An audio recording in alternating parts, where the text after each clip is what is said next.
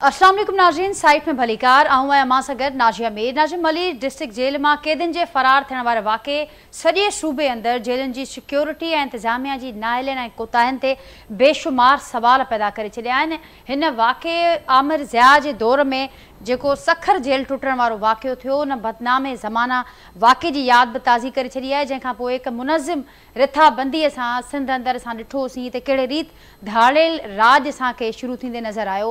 नाज़रीन, हिन वक़्तु जेके अपडेट्स साम्हूं अचनि पिया हिन वाक़े खां पोइ अव्हांखे सभिनी खे ॼाण आहे त IG जेल्स काज़ी नज़ीर साहब खे इन वाक़े खां पोइ हटायो वियो आहे, जॾहिं त जेल सुप्रिटेंडेंट ऐं DIG जेल्स हसन सेतो ऐं सैयद अरशद शाह साहब खे मुअत्तल कयो वियो आहे। उन समेत जेके ॿिया अमलदार हुआ जेल जा 21 ॿुधाया पिया वञनि जिन खे मुअत्तल कयो वियो आहे। बाक़ी IG जेल्स काज़ी नज़ीर साहब खे हिन वाक़े खां पोइ हटायो वियो आहे। एडिशनल नाज़रीन IG ऐं उन खां सवाइ एडिशनल DIG ऐं कमिश्नर कराची जी सरबराही में हिकु कमेटी बि जोड़ी वई आहे, जेका पिणु हिन मामले खे ॾिसंदी ऐं हिन मामले जे हवाले सां जेका समूरी जांच आहे उनखे अॻियां वधाईंदी। हीउ जेको समूरो वाक़ियो पेश आयो आहे, हिन वाक़े खां पोइ केतिरा ई सवाल बि पैदा थिया आहिनि त हीउ वाक़ियो नाअहली आहे, हीउ वाक़ियो का साज़िश आहे। इहे बि मामला मुख़्तलिफ़ साम्हूं अचनि पिया हिन वाक़े खां पोइ, ऐं जिन ते मुख़्तलिफ़ वक़्तनि में अॻु बि ॻाल्हि थींदी रही आहे त हीअ जेका मली डिस्ट्रिक्ट जेल आहे, मली डिस्ट्रिक्ट जेल जी जेका कैदियुनि खे रखण जी गुंजाइश आहे उहा ॿुधाई पई वञे त हिते जेके कैदी रखी सघजनि था उहे 1500 रखी सघजनि था, पर जेका हिन वक़्तु कैदी जेके मौजूदु हुआ उन्हनि जो तादादु 6200 ॿुधायो पियो वञे। ऐं उनखां सवाइ इहो बि ॿुधायो पियो वञे त हिन समूरनि जेके एॾे वॾे तादाद में हुते कैदी मौजूदु हुआ उनजी सार संभाल लाइ या उन्हनि जी सिक्योरिटी जे लाइ जेको अमलो मौजूदु हो, जेको पुलिस ऑफिसरनि जो तादादु 50 खां बि घटि ॿुधायो पियो वञे। नाज़रीन, इहे शयूं बि साम्हूं अचनि पियूं ऐं सभिनी खे यादि बि हूंदो त कुझु वक़्तु अॻु कुझु इख़्तिलाफ़ बि ज़ाहिर थिया हुआ DIG जेल्स जंहिंखे हाणे मुअत्तल कयो वियो आहे ऐं IG जेल्स काज़ी नज़ीर साहब जंहिंखे हटायो वियो आहे। उन ॿिन्ही विच में कुझु इख़्तिलाफ़ थिया हुआ, जंहिंजे कुझु जेके ऑडियोज़ हुयूं लीक बि थियूं हुयूं ऐं उहे इख़्तिलाफ़नि जूं ख़बरूं गरम हुयूं। हीउ जेको वाक़ियो थियो आहे हिनखे मुख़्तलिफ़ तरीक़नि सां ॾिठो पियो वञे। हाणे ॾिसूं त जांच कहिड़े रुख सां अॻियां वधे थी। अॼु हिन मामले ते तफ़सीली गुफ़्तगू कंदासीं। जेको पैनल मूंसां गॾु मौजूदु आहे उनजो तारुफ़ असां कराईंदसि। अॼोके पैनल में मूंखे जॉइन कयो आहे नाज़रीन अॻूणा IG जेल्स आहिनि मुज़फ़र आलम साहब, फ़ोन लाइन ज़रिए अॼोके प्रोग्राम में मूंसां शरीक आहिनि। उनखां सवाइ मूंसां गॾु इक़बाल ॾेथो साहब मौजूदु आहिनि, पाण चेयरमैन आहिनि सिंध ह्यूमन राइट्स कमीशन जा। उनखां सवाइ नाज़रीन पाकिस्तान पीपल्स पार्टी जा सीनियर अॻवान आहिनि, अॻूणा सेनेटर ज्ञानचंद साहब बि मूंसां गॾु मौजूदु आहिनि, वीडियो लिंक ज़रिए जेके प्रोग्राम जो हिसो आहिनि। सीनियर कानूनदान आहिनि शुहाब ओस्तो साहब, कुझु देरि में उहे मूंखे जॉइन कंदा। अवां सभिनी जी महिरबानी, मां सभिनी खे भलीकार प्रोग्राम जे लाइ वक़्तु ॾिनो ऐं ॿियनि जी इजाज़त सां मुज़फ़र आलम साहब अव्हां खां गुफ़्तगू जो आगाज़ करणु चाहींदसि। अव्हांखे भलीकार हिन प्रोग्राम में ऐं हीउ जेको वाक़ियो पेश आयो आहे ज़रूरु अव्हां आॾो बि आयो हूंदो, ज़रूरु ॾिठो हूंदो, ॿुधो हूंदो हिन वाक़े जे हवाले सां। कीअं ॾिसो पिया हिन समूरे वाक़े खे? पाण अव्हां IG जेल्स रही चुका आहियो, ॾिसी चुका आहियो समूरनि शयुनि खे, जेके मामला हुजनि था उन्हनि खां बि चङी रीति वाक़िफ़ु आहियो। छा कॉमेंट कंदो हिन वाक़े ते? हिन वाक़े खां पोइ जेके हेल ताईं डेवलपमेंट्स थियूं आहिनि उन्हनि खे कीअं पिया ॾिसो ऐं कीअं ॾिसो पिया त छा करणु घुरिजे फौरी तौर ते हिन क्राइसिस खे डील करण जे लाइ? जेके क़दम खयां विया आहिनि अव्हां सम्झो पिया उहे काफ़ी आहिनि? सभ खां पहिरीं मां तोराईंदो आहियां मूंखे तव्हां माना हिन लाइक़ु सम्झो आहे। पहिरें त हीउ अफ़सोसनाक वाक़ियो आहे ऐं पूरे दुनिया जे जेलनि में अहिड़ा संगीन क़िस्म जा वाक़िया थींदा रहंदा आहिनि। हाणे ही घणी तइदाद जेकी एक्चुअल में आहे जेका कैदी हिते बेसिकली आहिनि उहे आहिनि मोस्टली ड्रग एडिक्ट या ड्रग एडिक्शन जे करे जेका क्राइम कंदा आहिनि। हाणे अभी ॾिसी सघो था कि जेका जॉल्टिंग रही आहे, जेका ज़िलज़िले जा झटका महसूस पिया थियनि हिते, हुनमें सडन माना फ्रस्ट्रेशन में प्लस छा आहे त जेका ड्रग एडिक्ट्स आहिनि हुननि में हिकिड़ा विथड्रॉल सिम्टम्स हूंदा आहिनि। हुन विथड्रॉल सिम्टम्स में हिन जे करे सिम्टम्स जे करे कंहिं बि हद ताईं उहो कैदी वञी सघनि था। ज़ाहिर आहे हिकिड़ी फैसिलिटी जिते तव्हां रखी सघो था 2200 माण्हू, ताज़ो हुते 20 कैदियूं माना माण्हू ॿुधाइनि था कि बैंकूं वधाई वियूं आहिनि हिते, त तादाद आहे 2200 जी असर आई। गॾु जे भेट में आहिनि 6200 कैदी, त ज़ाहिर आहे कि वॾो तादाद आहे। वाक़ियो थी वियो, हुननि गेट बधी छॾिया ऐं सभ खां पहिरीं ॻाल्हि छो त ऑन ड्यूटी जेको अमलो आहे, जेकी असां वटि इतलात या जेके माण्हू ॿुधाइनि था, they had taken every best effort to confirm this उन्हनि माना कोशिशि कई आहे। ऐं जेकॾहिं ख़ुदा न ख़ास्ता हिते वॾे कैजुअलिटीज़ थियनि हा, 40-50 माण्हू मारे छॾनि हा, त वॾो हिकिड़ो स्कैम ऐं वॾो हिकिड़ो माना हुकूमत जे लाइ हिकिड़ी एम्बेरसमेंट थिया। एनीवे वाक़ियत इहो आहे हाणे कानून चए थो त हर डिस्ट्रिक्ट में हिकिड़ो डिस्ट्रिक्ट जेल हुजे। कराची जा जेके बि 4-5 डिस्ट्रिक्ट आहिनि, हर डिस्ट्रिक्ट में हिकिड़ो 1000 कैदियनि जो डिस्ट्रिक्ट जेल हुजे। हिकिड़ो शहर जेको 2-2.5 करोड़ जी आबादी आहे, हुते हिकिड़ो ई जेल आहे 1894 में जेको ठहियो आहे, या मे बी प्री पार्टीशन जो ठहियल आहे, जिथे कैदी तव्हां रखो था। हिकिड़ी फैसिलिटी जेका सिर्फ़ जुवेनाइल ऑफेंडर्स जे लाइ ठही आहे, ऐं हुते जेका डिलिक्वेंट्स आहिनि जुवेनाइल रखण जे लाइ आहिनि, उन्हनि खे तव्हां for the time being at the stop gap arrangement district jail के तौर ते यूज़ कयो था। मामूली चेंजिस था, माना उनके प्रॉपर हिकिड़ी जेकी सिक्योरिटी जी ज़रूरत आहे, जंहिंजे लाइ हमेशह लिखंदा रहिया आहिनि जेल वारा, उन्हनि खे by for any reason may be for shortage of funds और एनी रीज़न टू ॿाहिरि उनजी सिक्योरिटी खे एनहांस न कयो वियो आहे। नतीजो इहो थियो आहे त वॾो तादाद जेका ड्रग एडिक्ट्स आहिनि, उन्हनि हिकिड़ो मैच करे जनरल म्यूटिनी करे हमलो कयो आहे। ऐं ही मां सम्झां थो जेको कुझु थी चुको आहे दलदले जे करे या उन परेशानी जे करे, या वो drug addict in the withdrawal system, ही डिटेल इंक्वायरी थींदी कम ईंदा, पर ज़रूरत ईंदा हुजे आहे त हिकिड़ी माना सिर्फ़ पुलिस ऑफिसर्स न बल्कि कुछ जुडिशियल ऑफिसर्स भी इन इंक्वायरी में हुजनि, ताकि हर शइ ब्लैक एंड व्हाइट में जेकी करस्पॉन्डेंस विद इन ऑफिसर्स जी रही आहे वो साम्हूं अचे त भला उन्हनि कहिड़ा एफर्ट्स वरिता आहिनि to avoid such type of occurrences. ऐं जेकी भी कमीशन जुड़ी वही है, मां समझा तो इनमें जुडिशियल ऑफिसर्स या को प्रिजन जा कोई सर्विंग या अड़ा ऑफिसर शामिल थे, ताकि यानी हर शे क्लियर थी सामने अचे ऐं प्रॉपर उपाय वरिता वञनि हिन जे अहिड़े वाक़े जी रोकथाम जे लाइ। ठीक है, उनका सवाइ मुज़फ़र आलम साहब एक नए ऑर्डिनेंस की मंजूरी ॾिनी वई आहे ऐं जेके ऑलरेडी जेके इंतजामी कानून आहे उन्हनि में भी कुछ तब्दीलियूं अहम थियूं आहिनि। त हाणे सिविल सर्वेंट्स जेके हूंदा, जेके सिविल ऑफिसर्स हूंदा, उन्हनि खे हाणे रखी मुक़रर करे सघिबो IG जेल्स, DIG जेल्स ऐं जेल सुपरिटेंडेंट जे उहिदनि ते। इनखे कीअं पिया ॾिसो मां? बिल्कुल मां सम्झा तो गवर्नमेंट मौके ते जेको भी ही फैसलो कयो आहे, अल्टीमेटली हुन ते मूंखे यानी को ताजुब तो ना है, लेकिन मुझे एक सवाल है, सिंध गवर्नमेंट 15 साल 20 साल बेहतरीन जेल डिपार्टमेंट जे लाइ कुछ अहिड़ा भी कम किया आहिनि जेका ख़ास तौर सां खाधे खुराक के बारे में आहे, बेहतरीन उन जी मानी थी आहे। यानी जेकी 40 साल पहले जेका मानी जो स्टैंडर्ड हो, अॼु तमामु बहितर मानी आहे, तमामु बहितर माना मेडिसिन जी सूरत हाल आहे। लेकिन हाणे जेका 2019 खां वठी हे जेका करेक्शन सर्विस में तब्दील थियो आहे, यानी Sindh prison and correction service, in service के ठाहिण खां पोइ जेको ऑर्डिनेंस एक्ट ठहियो आहे, वरी पोइ रूल्स ठहिया आहिनि, उनमें बिल्कुलु हिकिड़ा क्लियर कट लिखियो वियो आहे त भई प्रिजन ऑफिसर IG केरु थींदो, DIG केरु थींदो, सुप्रिटेंडेंट केरु हूंदो। हाणे हुनखे बयान जी विषय कलम जेकॾहिं without giving a deep thought to this health में जेकॾहिं का अहिड़ा उपाय वरिता वेंदा कि जेका अनट्रेन्ड ऑफिसर जंहिंजो प्रिजन सर्विस जो करेक्शन जो को एक्सपीरियंस ना है, उन्हनि खे तव्हां आणींदा त मां न थो सम्झां कि हुनजा माना का नताइज माना चङा निकिरंदा। That would be quite counter productive. मां सम्झां थो बल्कि मुझे अर्ज़ हूंदी गवर्नमेंट खे त भई वीचार कनि ते जेके तकड़ में को अहिड़ो फ़ैसिलो कयो था ऐं डिपार्टमेंट जो ऑफिसर खे, हालांकि बेहतरीन ऑफिसर जेका आला तालीम याफ़्ता आहिनि, बैरून मुल्क पाकिस्तान में पाकिस्तान जा ॿार उनजी माना ट्रेनिंग्स आहिनि ऐं बेहतरीन माना हिकिड़ो ट्रेनिंग फैसिलिटी हैदराबाद में सही कुझु जिते ऑफिसर ट्रेन थियनि था। ऐं जेकॾहिं हेस्ट में या माना तकड़ में ऑफिसरनि खे हटाए को अहिड़ो थींदो त मां सम्झां थो नताइज को भला न निकिरंदा। इन जे करे डिपार्टमेंट में जेका हेठियों अमलो आहे या मिड कैरियर ऑफिसर्स आहिनि, उनखे पंहिंजे प्रमोशन जे बारे में तमाम गणती आहे, परेशान आहिनि कि असांजो छा थींदो। हाणे जेकॾहिं तव्हां पूरो हिकिड़ी हायरार्की खे डिस्टर्ब कंदव, ऑफिसर खे हटाइनि, गवर्नमेंट खे बिल्कुलु उहो हक़ आहे कि ऑफिसर खे ट्रांसफर कनि, हटाइनि या कानून आणनि, उनजो हक़ आहे। लेकिन अगरि वो कानून फ़ाइदे जे बजाए नुक़सान ते साबित थिए त मां सम्झां थो असांखे ज़रूरत आहे कि हिकिड़ो डीप थॉट ॾियनि ऐं जेकी बि इन्वेस्टिगेशन थिए बिल्कुलु अहिड़ी थिए त जेकॾहिं को माण्हू डिलिक्वेंसी आहे, that should be fix, that should be check.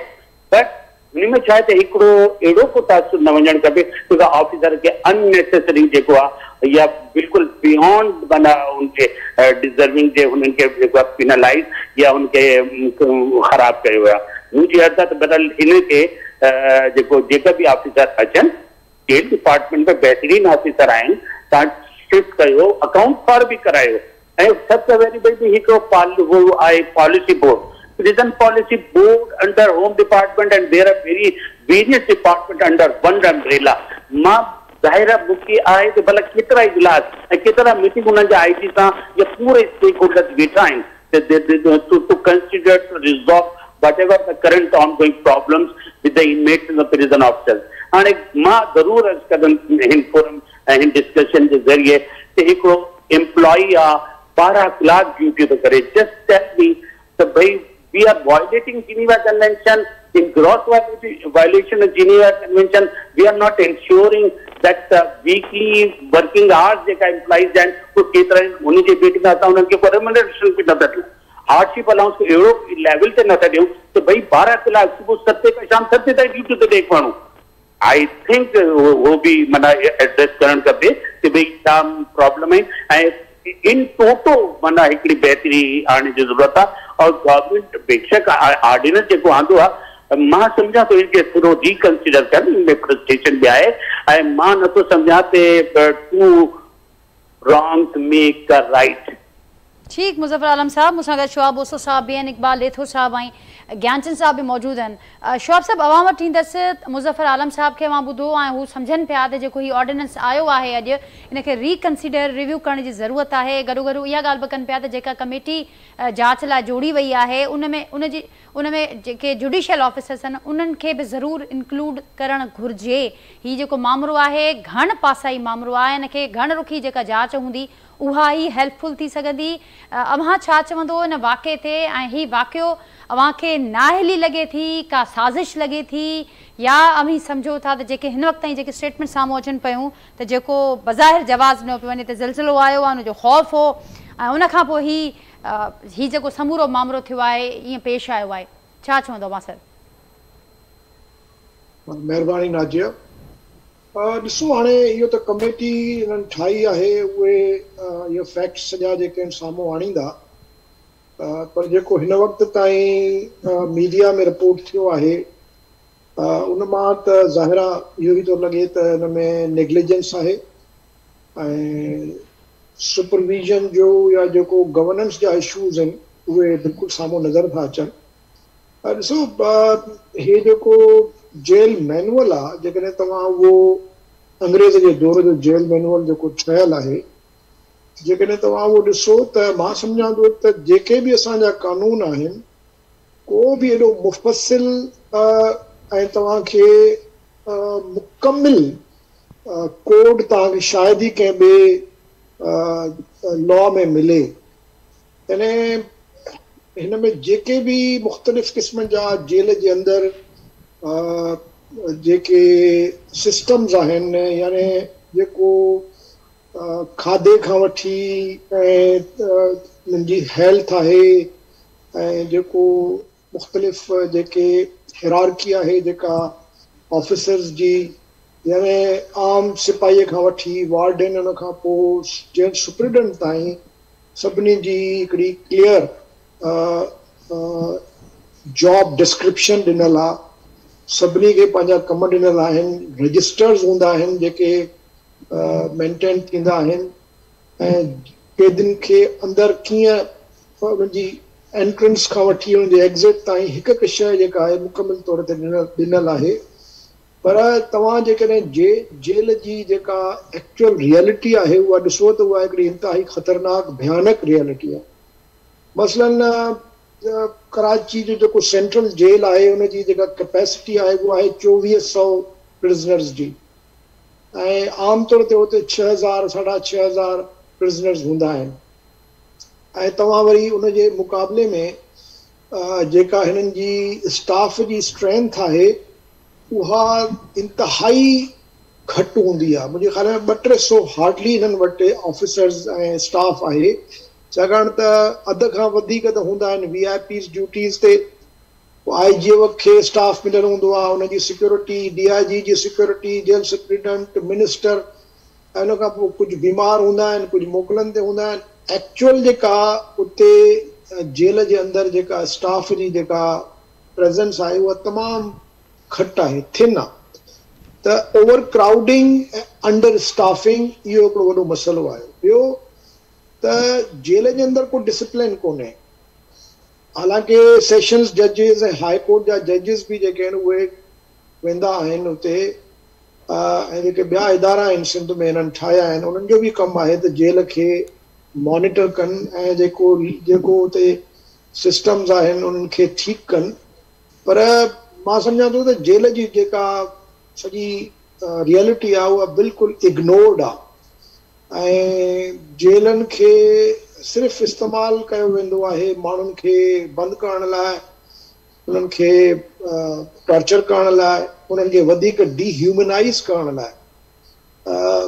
Barracks में तव्हां वञो त हिकिड़ी अजीब क़िस्म जी सूरत हाल हूंदी आहे अक्सर, अलाए कीअं जेरा हूंदा आहिनि वीचारा इहे माण्हू, over crowded, suffocation, dust, dirt, हर क़िस्म जा प्रॉब्लम्स आहिनि। ऐं मथां जेको वॾे में वॾो मसइलो आहे उहो आहे करप्शन जो।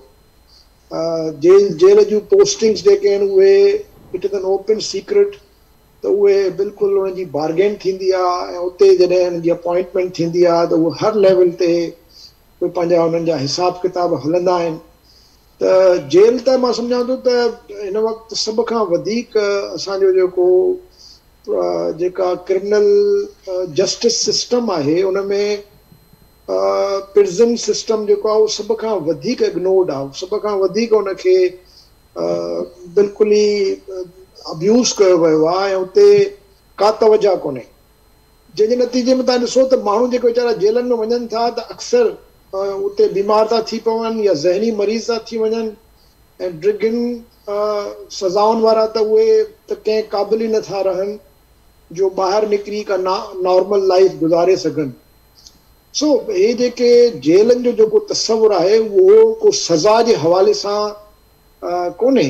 जेल जो तस्वुरु आहे त उन्हनि खे बहितर ज़िंदगीअ जे लाइ वरी हिकिड़ी तरग़ीब ॾियणी आहे, उन्हनि में हुनर पैदा करिणो आहे, उन्हनि खे उन में सिख्या पैदा करणी आहे, उन्हनि में इंसानियत लाइ वरी हिकिड़ो नओं जज़्बो पैदा करिणो आहे ऐं उहो माहौल ॾियणो आहे जंहिंमें हू वरी पंहिंजी ज़िंदगीअ खे रिकंसीडर करे पंहिंजे पुराणो जेको क्रिमिनल रिकॉर्ड आहे उनखे ख़तमु करण जी कोशिशि करे। पर जंहिं तरीक़े सां जेल जे अंदरि माण्हुनि खे मेलट्रीट कंदा आहिनि, जेको उन्हनि सां जेको वर्ताव हूंदो आहे स्टाफ जो ऐं जेल इंतज़ामिया जो, उहो त इंतहाई अफ़सोसनाक हूंदो आहे। फरमायो इन शइ खे अॻियां वधाईंदसि त जीअं मां चयो त जेल जी जेका रियलिटी आहे उनखे बिल्कुलु इग्नोर कयो वियो आहे ऐं गॾोगॾु तव्हां खां अॻु अॻूणो आई जी जेल मुज़फ़र आलम साहिब जो बि इहो चवणो हो त हिकिड़ो पासो त प्रिज़नर्स जो आहे ऐं ॿियो पासो जेको जेल जो अमलो आहे जंहिंजी अवां बि निशानदेही कई त तमामु असीं ॾिसूं था त जेके वॾे तादाद में कैदी मौजूदु हुजनि ऐं जेको अमलो हुजे उन्हनि जे मौजूदु जेको सिक्योरिटी आहे सार संभाल लाइ उनजो तादादु 100 में बि कोन्हे। हिन वक़्तु जेका मली जी असां ॻाल्हि कयूं पिया त 30 खां बि वधीक घटि माण्हू अमलदार मौजूदु हुआ अमले जा जेके हिन सभिनी खे ॾिसण लाइ मौजूदु हुआ। इक़बाल लिथे साहिब बि हलंदासीं ऐं ज्ञानचंद साहिब बि मूंसां गॾु मौजूदु आहिनि। इक़बाल साहिब अवां कीअं ॾिसो पिया समूरनि शयुनि खे ऐं हिन वक़्त ताईं जेका ॻाल्हियूं साम्हूं अचनि पियूं, जीअं मुज़फ़र आलम साहिबु चयो त रिकंसिडर करणु घुरिजे हिन ऑर्डिनेंस खे ऐं गॾो गॾु हुनजो इहो बि चवणो त हीउ रुॻो कुझु ऑफिसरनि खे हटाइण या कुझु खे मुअत्तल करण सां ही मसइलो हल न थींदो, हीउ मसइलो घण रुखो मामिलो आहे, उनखे घण रुखे जांच ही उनखे हल करे सघंदी? Thank U Nazia. ॾिसो पहिरीं ॻाल्हि त जीअं जेल जी तव्हां सिचुएशन ते ॻाल्हायो त गवर्नेंस जा इशूज़ जनरली जिते ॿिए हंधि आहिनि त उहो जेल जे एडमिनिस्ट्रेशन में बि गवर्नेंस जा इशूज़ आहिनि, इन खां कोई इनकार कोन्हे। पर इन शइ खे तव्हां जीअं मुज़फ़र साहिब बि ॿुधायो त जेके कॉलोनियल एरा जो 1894 जो प्रिज़न एक्ट हुयो या प्रिज़नर्स एक्ट ठहियो जेको आहे 1900 जो, उनखे जेल मैनुअल शवाब साहब जी ॿुधायो त नो डाउट उहो हिकिड़ो कॉलोनियल दौर जो ठहियलु हिकिड़ो सुठो पीस ऑफ लेजिस्लेशन हुयो। पर सिंध हुकूमत जेको prison correction and services act 2019 आंदो, उन में काफ़ी इदारा क्रिएट त कया विया जंहिंमें प्रिज़न पॉलिसी बोर्ड हुयो, प्रिज़न रिफॉर्म्स जी ॻाल्हि कई वई, जेल जे रिहेबिलिटेशन जी ॻाल्हि कई वई, central jail, district jail, special jails. हाणे इशू अचे थो त उन्हनि खे जीअं क्रिमिनल जस्टिस सिस्टम में आख़िरी एंड आहे, यानी 4 पिलर हूंदा आहिनि, पुलिस, प्रोसिक्यूशन, जुडिशरी ऐं प्रिज़न। त उन में तव्हां प्रिज़न जो कॉन्स्टेबल जी रिक्रूटमेंट, उन जी ट्रेनिंग, उन जी लिविंग कंडीशंस ऐं उन जी फैसिलिटीज़, उन जी जेके बि वेलफेयर आहे, त ज़ाहिर आहे जेको बि स्टाफ हाणे दुनिया में तव्हां ॾिसो, सॼी दुनिया जेका आहे उहा री इनकारसेशन ॾे न पई वञे, यानी इनकारसेशन ॾे न पई वञे, उहा दुनिया में रिफॉर्म्स जी, रिहेबिलिटेशन जी अप्रोचिस अची वियूं आहिनि। त सिंध प्रिज़न एक्ट जो बि फिलोसॉफी इहा ई हुई त रिहेबिलिटेशन थिए। ऐं इहो एक्ट जॾहिं आयो, इन जा जॾहिं रूल्स ठहिया, तव्हां ॾिसो त हाणे बि सिंध में जेकॾहिं वुमेन जा जेके जेल आहिनि, या जेके ॿारनि जा जेल आहिनि, चाहे कराची जो हुजे, हैदराबाद जो हुजे, सखर जो हुजे, I being a chairperson Sindh human rights commission, मुंहिंजूं साल में क्वार्टरली हर विज़िट्स थींदियूं आहिनि। लास्ट विज़िट्स बि मुंहिंजूं जेलनि में थियूं। इन में बि को शक कोन्हे त कुझु जेल ओवर कैपेसिटी, यानी ओवर क्राउडेड आहिनि, जंहिंमें सेंट्रल जेल कराची आहे, मलीर आहे, सेंट्रल जेल हैदराबाद आहे, 2 पॉइंट सखर आहे, ठीकु आहे, शिकारपुर आहे। त कुझु जेल ओवर कैपेसिटी आहिनि, ऐं कुझु डिस्ट्रिक्ट्स में जीअं मलीर, जीअं ॻाल्हि कई जेल सुप्रिटेंडेंट IG साहब, त काफ़ी कराची जी पॉपुलेशन खे ॾिसी, क्राइम खे ॾिसी करे, त उन जे हवाले सां फैसिलिटीज़ कराचीअ में हुजणु घुरिजनि, उन में को शक कोन्हे। पर हाणे इशू सिर्फ़ु अचे थो गवर्नेंस जो, इशू अचे थो रिहेबिलिटेशन जो, इशू अचे थो रिफॉर्म जो। त हाणे जेको इन प्रिज़न में प्रिज़न रिफॉर्म्स जे आया, ऐं मुंहिंजे ख़्याल में जेको पाकिस्तान जे कंहिं बि सूबे में अहिड़ो लॉ कोन आयो, हाणे उनखे इम्प्लीमेंट करण लाइ जेके रिक्विज़िट रिसोर्सिस आहिनि उहे केतिरा ॾिना विया, उन जी कीअं प्रोग्रामेटिक अप्रोच थियूं, उहे हिकिड़ो ॿियो पासो आहे जेको प्रिज़न रिफॉर्म्स में तमामु।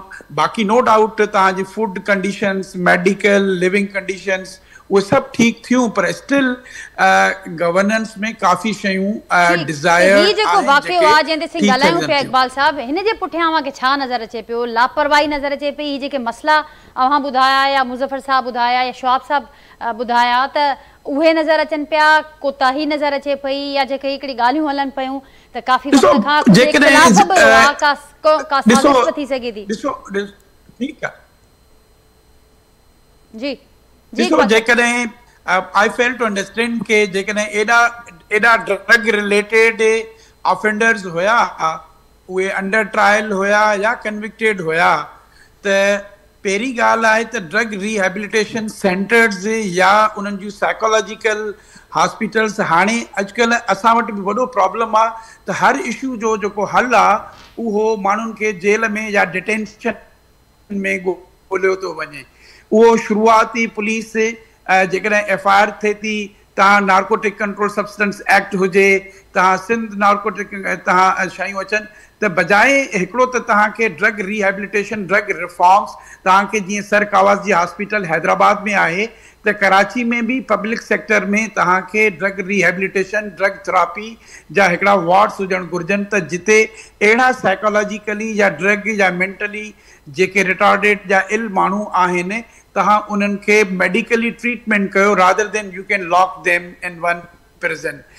हिकिड़ो त इहा वॾी अप्रोच हुजणु घुरिजे।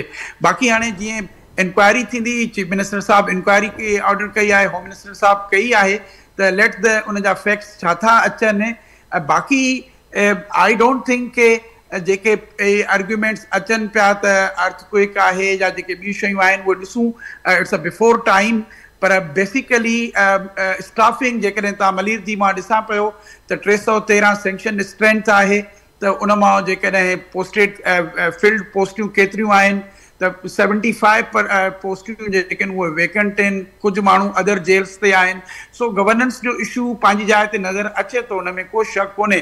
ॿियो इशू आहे त जॾहिं अहिड़ा डिज़ास्टर्स या अहिड़ा वाक़िया थियनि था, त coordination with other law enforcement agencies, with other sister organisations थींदियूं, उहा हिननि आई डोंट नो SOP छा आहे, इन केस जेकॾहिं डिज़ास्टर बि आयो, जेकॾहिं ट्रेमर्स बि आया, जेकॾहिं दीवार बि टुटी या जेकॾहिं दरवाज़ो बि टुटो, त उहे डिस्ट्रिक्ट एडमिनिस्ट्रेशन सां, रेंजर्स सां, ॿियनि एजेंसीज़ सां, दुनिया जे ॿियनि शहरनि में बि तव्हां ॾिसो कतरीना में बि जेकॾहिं आयो त उते बि गाॾियूं मौजूदु हुयूं, उते बि माण्हू हुया, पर कोऑर्डिनेशन न हुजण जे करे माण्हू इवैक्यूएट नथा थी सघनि।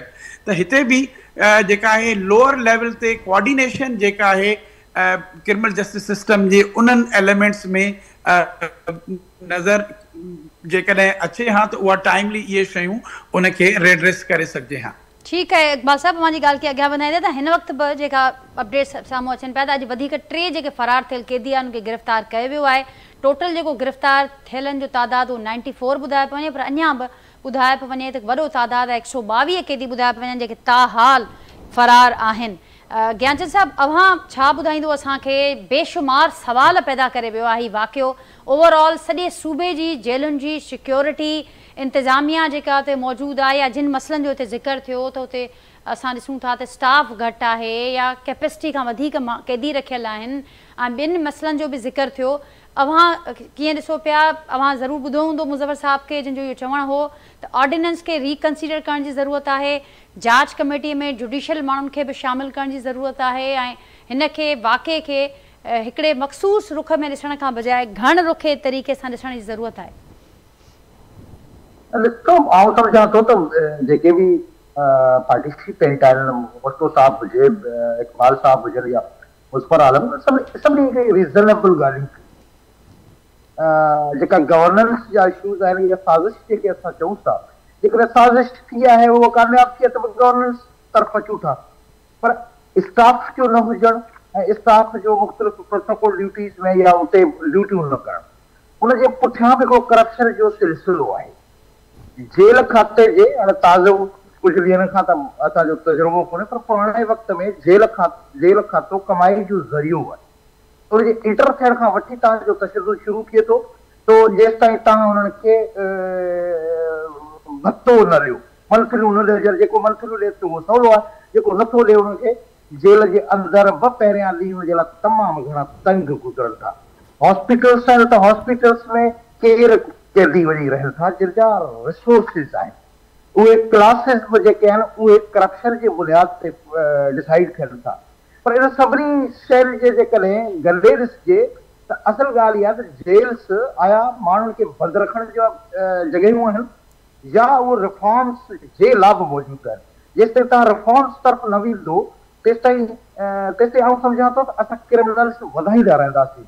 अॻे जॾहिं मार्शलाऊं हूंदियूं आहिनि या अमृतूं हूंदियूं आहिनि त जेके मुख़्तलिफ़ माण्हुनि जा तालुकात जेके थिया उहे जेलनि में वञी थिया, माण्हू स्टडियूं करण जे लाइ जेल हिकिड़ी बहितरीनु जॻह ते चवनि था त उते तव्हांखे को राब्ता कोन्हे, तव्हां बहितरीनु लिटरेचर पढ़ी सघो था।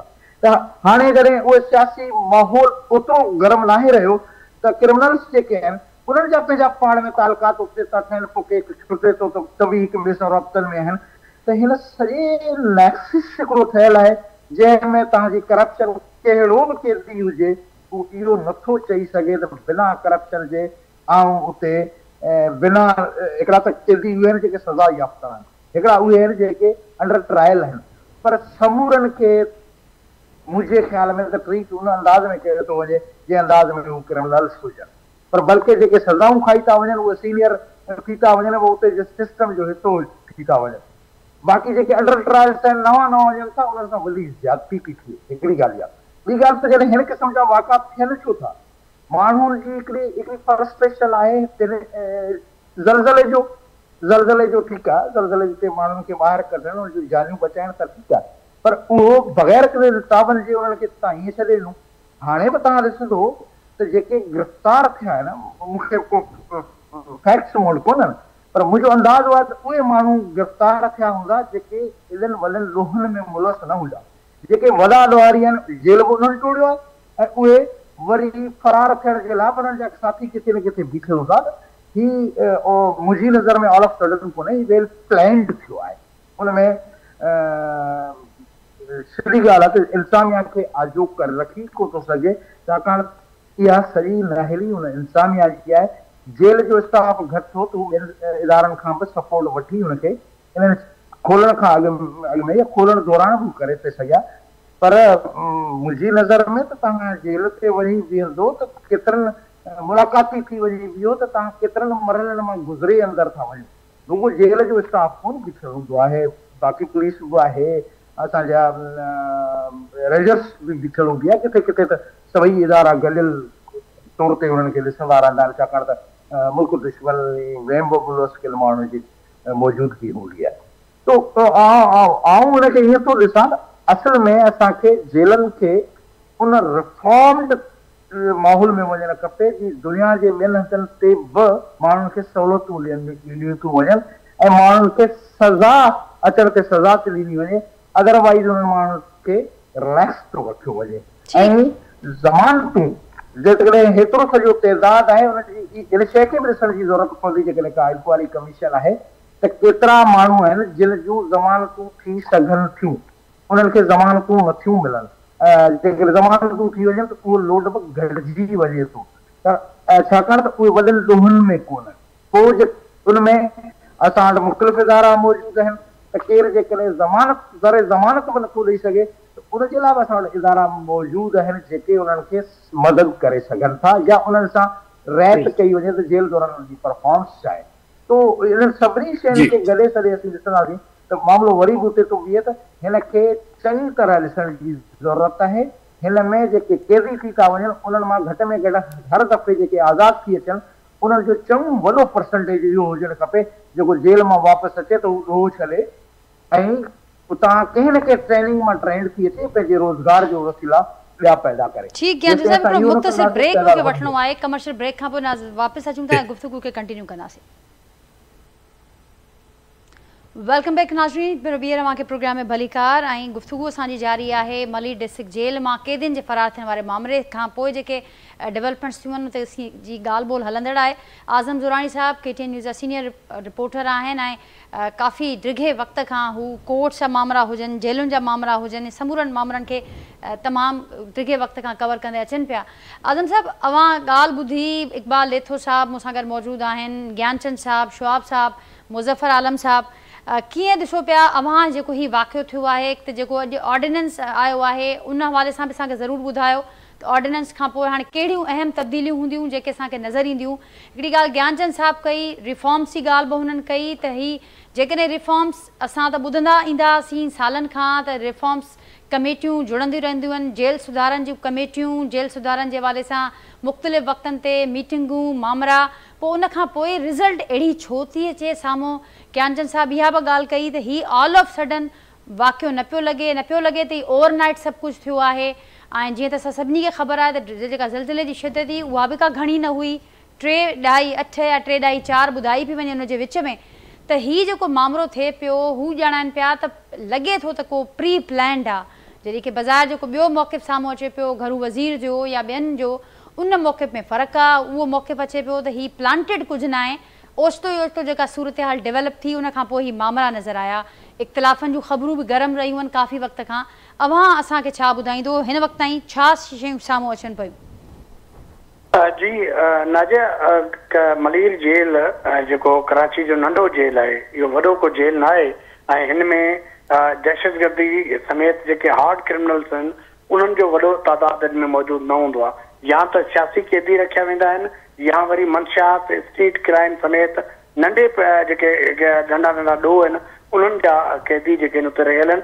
ऐं मुंहिंजो केतिरा ई भेरा जेल वञणु थींदो रहियो आहे ऐं जेको इनमें जेको मंशियात या आदि या फॉरेनर्स जिन में ख़ासि तौर ते इंडियन माहीगीर जेके आहिनि उहे ऐं इन सां गॾु इन क़िस्म जा ॿिया जेके इंतिहाई जेके ग़ुरबत खां जेका हेठि ज़िंदगी गुज़ारण वारो तबिके सां तालुक़ु रखंदड़ जेके कैदी आहिनि उहे इन जेल में असांखे नज़र ईंदा आहिनि।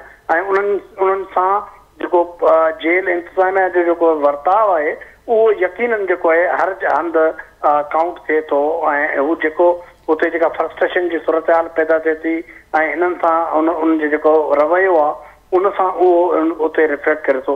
हीउ वाक़ियो जेको आहे उहो एक्चुअली असां सभिनी जे सिखण जे लाइ आहे ऐं ख़ासि तौर ते जेके वक़्त जा हुकुमरान आहिनि ऐं इदारा आहिनि उन्हनि खे पंहिंजे अंदरि कोताहियुनि ऐं कमज़ोरियुनि खे रीविज़िट करणु, जांचणु, ॾिसणु ऐं उन्हनि मां सबक़ सिखी वरी आईंदा जी हिकमत अमली जोड़ण जो आहे।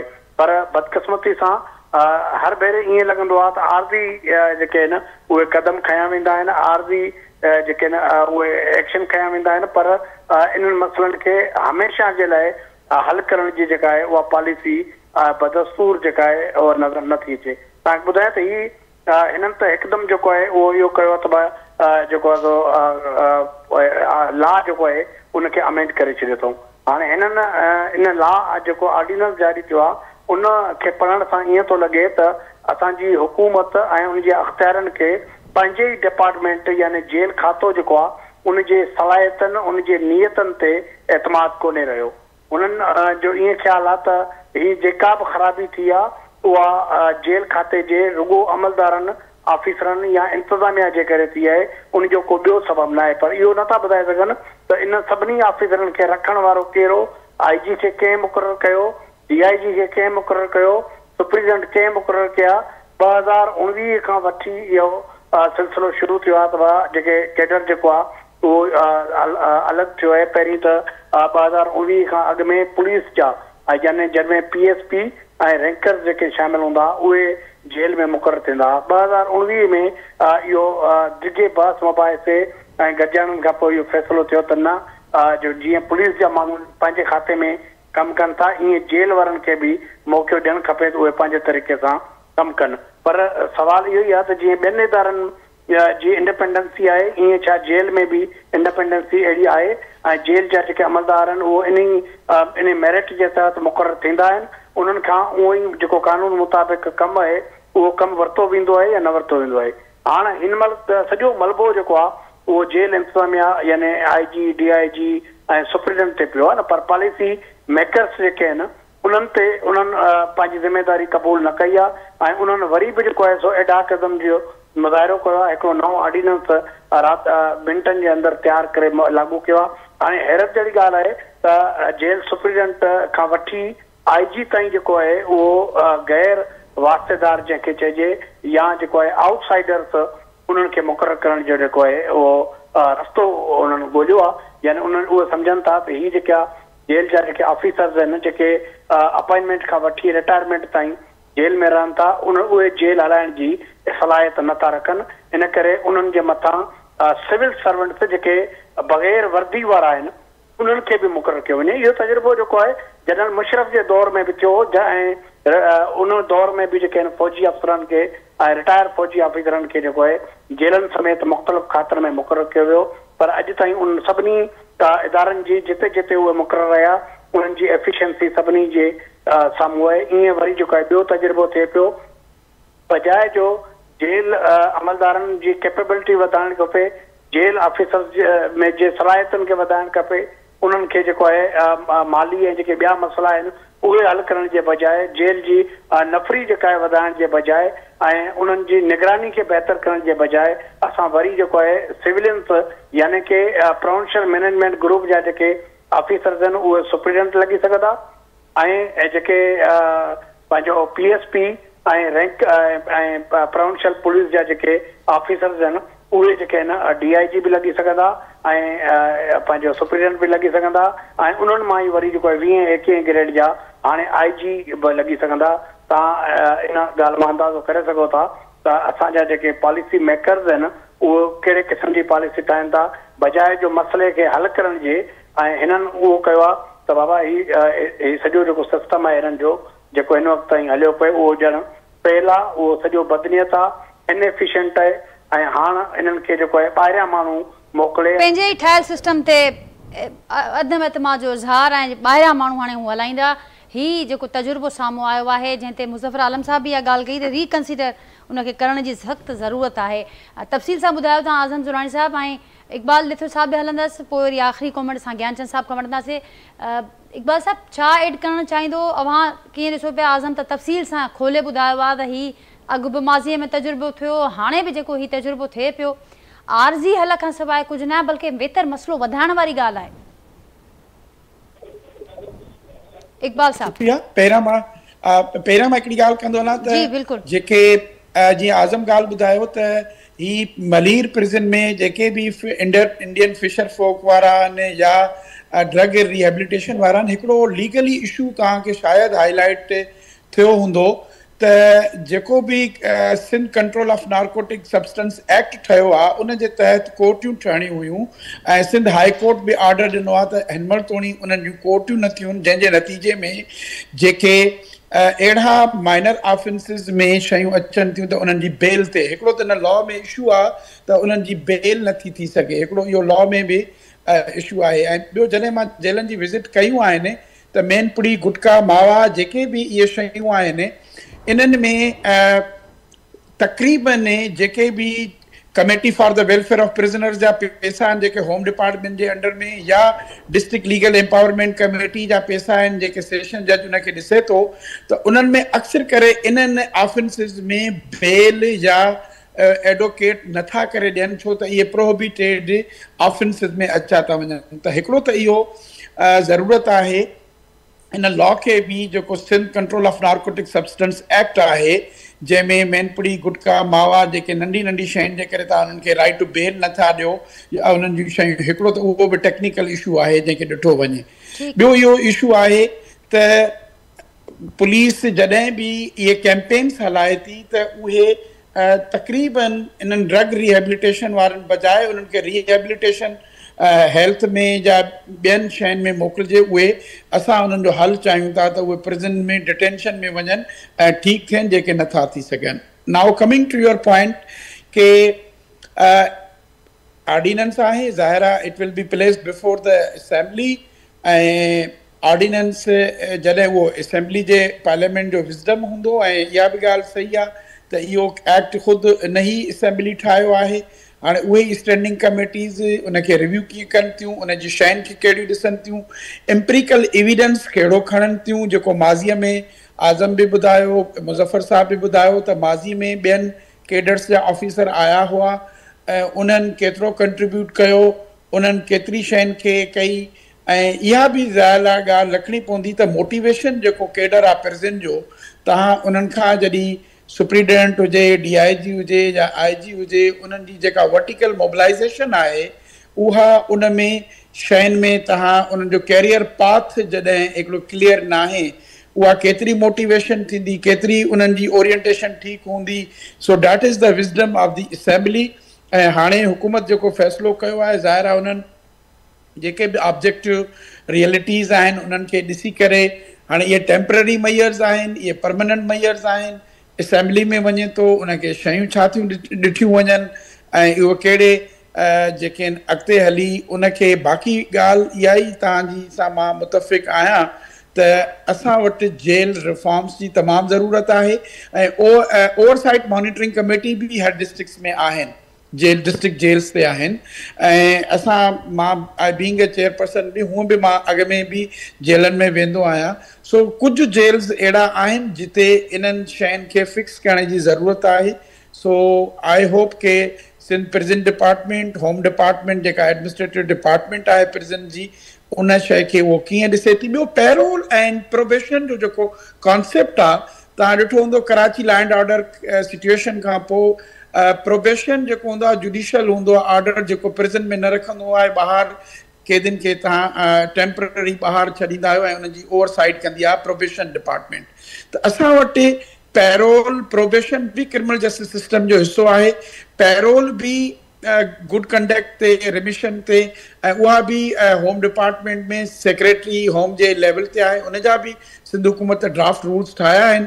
मुझे उम्मीद है तो डिविजनल लेवल ते या प्रोविंशियल लेवल ते पैरोल कमेटीज़ के भी एक्टिव कंदा प्रिज़न में, प्रोबेशन भी जो है एडन अंडर ट्रायल जो ऑलमोस्ट ओवर क्राउडिंग जो वन ऑफ द फैक्टर है कि 52% अंडर ट्रायल जो 3 सालन का घट सज़ा ॾेई सघे थी, तो उन्हनि खे तव्हां बेल ते छॾे सघो था। ठीक है इकबाल साहब, इन जी ॻाल्हि अव्हां जी ॻाल्हि खे अॻियां वधाईंदसि। ऐं ज्ञानचंद साहब, अव्हां कुछ ऐड करणु चाहींदो, अव्हां खां ज़रूर कमेंट वठंदासीं त जेका ॻाल्हि हिते थिए पई त आर्ज़ी हल छो प्रायोरिटी असांखे नज़र अचे पियो, ऐं ही जेके मसला आहिनि जिन जो सालनि खां ज़िक्र बि थिए पियो, ऐं उन जे करे जेके वॾा मसला पैदा थियनि पिया उन पासे ॾे को ध्यानु कोन्हे, ऐं आर्ज़ी हल रुगो असांखे नज़र अचे पियो, छा कमेंट कंदो मां?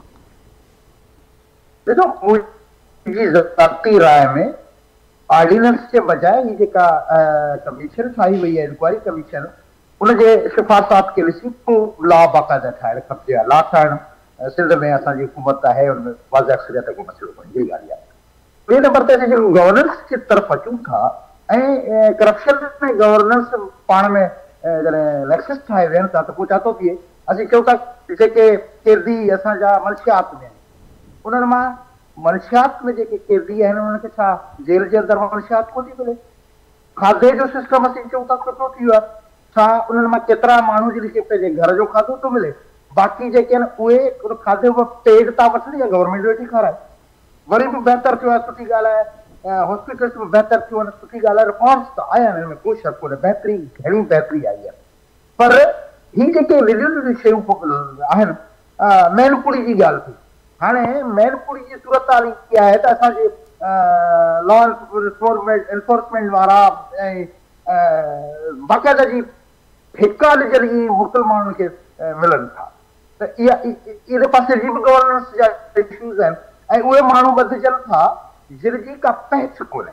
जेको सिफारशी आहे उनखे केरु हथु कोन थो ॾिए, जो सूबेदार सां मित थियल आहे उनखे को हथु कोन थो ॾिए। ग़रीब माण्हू वञे थो त उहो ॿधिजे थो, गुतो खुलियल आहे उनखां पेंट वठी वञे त उहो ॿधिजे थो, गुते ते का नज़र कोन्हे। इन क़िस्म जूं जेके असांजो मुआशरे तरफ़ ओवरऑल गवर्नेंस जा जेके इशूज़ आहिनि उहे सॼे मुआशरे खे ख़राबु कयो वेठा आहिनि, जंहिंमें हाणे असीं जेल जूं बि ॾिसूं था, जेल में असीं वारियल माण्हुनि खे संभाले नथा सघूं, जेके जेल में वारियल आहिनि उन्हनि खे असीं संभाले नथा सघूं, उन्हनि जे इशूज़ खे त छॾियो। पर ज्ञान साहब इन गवर्नेंस जे इशूज़ के ठीक करण कीजी ज़िम्मेवारी आहे? अची चुको हूंदो आहे उन टाइम ते तव्हांजा सभु ताला खुलण जो टाइम ज़लज़लो नाहे ॾींदो, माण्हू महसूस करे जेकॾहिं दरवाज़ा खुलनि त ॿाहिरि निकिरी सघे थो। त इहो बि सुवाल आहे, कमीशन वेठी आहे, असांखे भरोसो ई करणु खपे त सुठी सिफारिशात ॾी ऐं कमीशन सदाई सुठियूं सिफारिशूं ॾिनियूं आहिनि। मसइलो इम्प्लीमेंटेशन जो आहे, हिन वक़्त में जेके लॉ मौजूद आहिनि उन्हनि ते इम्प्लीमेंटेशन कोन थी थिए। हाणे जेके ऑर्डिनेंस आयो हुनजी बि का बहितर इम्प्लीमेंटेशन थिए, साफ़ सुथरा माण्हू पोस्ट थियनि जेके हिन सभिनी शयुनि खे ठीक करण जो सोचे अचनि। ठीक ज्ञान साहब, आखिरी इहो ॿुधाइजो, मां बे गवर्नेंस जो ज़िक्र कयो, बाक़ी पैनलिस्ट बि बार बार ॻाल्हि ज़िक्र कयो आहे त ज़ाहिर आहे जॾहिं गवर्नेंस जो हाल ॿियनि हंधनि ते बि ख़राबु आहे, उहो असरु ज़ाहिर असां जेल खाते ते बि ॾिसूं था, जेल अंदरि बि ॾिसूं था, पर हीअ गवर्नेंस खे ठीकु करणु, हिन इशूज़ खे ख़तमु करणु, हीअ कंहिंजी ज़िम्मेवारी आहे? ऐं पाण सिंध गवर्नमेंट जो पार्ट आहियो, गुज़िरियल केतिरनि ई सालनि खां सिंध गवर्नमेंट हिते मौजूदु आहे, ऐं पोइ बि हीउ सवाल बदस्तूर सवाल ई बणियल आहे त गवर्नेंस छो न पई ठीकु थिए सिंध अंदरि? ॾिसो, उन ते मल्टीपल इशूज़ आहिनि जंहिंजी ज़िम्मेवारी आउं सम्झां थो जेका गवर्नमेंट आहे उहा असांजी गवर्नमेंट आहे, उनजी आहे। पर पीपुल्स पार्टी तरफ़ याम साकी खे बि जेलनि जो एडवाइज़र अहिड़ा कयो हो त सुठियूं सिफारिशूं ॾे, ऐं यकीनन जेके सुधारा थिया आहिनि उन्हनि में थियो हूंदो। आसिफ अली ज़रदारी तमामु घणो जेलनि में रहियो आहे, हुन पाण खे इन ॻाल्हि जो अहसासु आहे, उनजे करे असीं जेके बहितरियूं आहिनि उन तरफ़ खे चऊं था बहितरियूं आहियूं, पर ओवरऑल असांजो टोटली सिस्टम जॾहिं कोलैप्स थी चुको आहे, त इहे लफ़्ज़ चवां त हाणे असीं टोटली कोलैप्स थी चुका आहियूं। असांजो इलेक्शन्स मैनेज, असांजा पोस्टिंग्स मैनेज, असांजा इदारा मैनेज, असांजी पब्लिक सर्विस कमीशन मैनेज, इन्हनि खे तव्हांजे कंट्रोल करण खां मामलात चढ़ंदा पिया वञनि। ऐं त मायूस न थियणु खपिजे, पर आउं सम्झां थो त हाणे हुकूमतनि जे वस में कोन्हे रहियो। ऑफिसर सुभाणे जेकॾहिं हुन करप्शन बंदि करायो त ऑफिसर तव्हांजी ॻीची पइजी था। सिस्टम खे हलाइण जे लाइ हाणे हिकिड़ी करप्शन जी छूट ॾियणु वॾे पैमाने ते मजबूरी थी चुकी आहे। पर बहरहाल हिन जेलनि जे मामले में त जेकॾहिं असीं दहशतगर्द जिते वेठल